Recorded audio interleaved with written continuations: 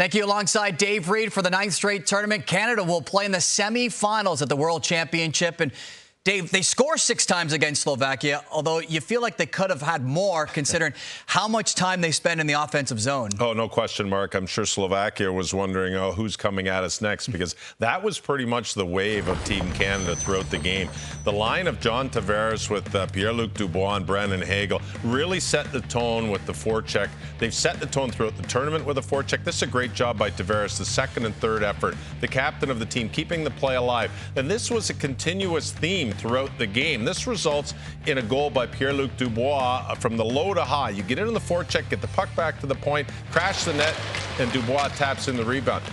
The theme of pressuring Slovakia below the goal line, the theme of getting pucks to the net, the international game of collapse in front of your net defense is not a factor for Team Canada. The way that they come down the boards, the way that they work below the goal line, the way that their defense are active and just find ways to get pucks to the net, it was a constant barrage on Slovakia from the offense, and it all starts with just keeping the game as simple as possible and outworking your opponent outside the dots and below the goal line. That was a textbook game for Team Canada in that regard. And it helps when you have a balanced lineup. It was a great game for the fourth line, highlighted by Dylan Guenther. This young man has really stepped up to show himself, not only in this tournament, he proved himself in the National Hockey. You might remember in the 2023 World Junior when he scored the overtime game-winning goal for Canada to get a goal. But watch the defensive play of Guenther.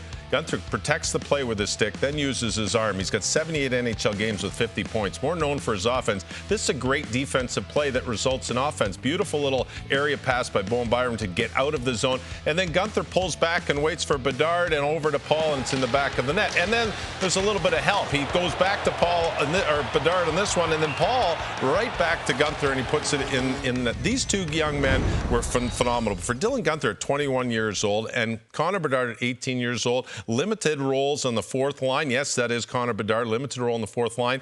They were very productive in the offense. They were a big-time factor as Dylan Guenther was the player of the game, and deservedly so. This is a very deep Canada team.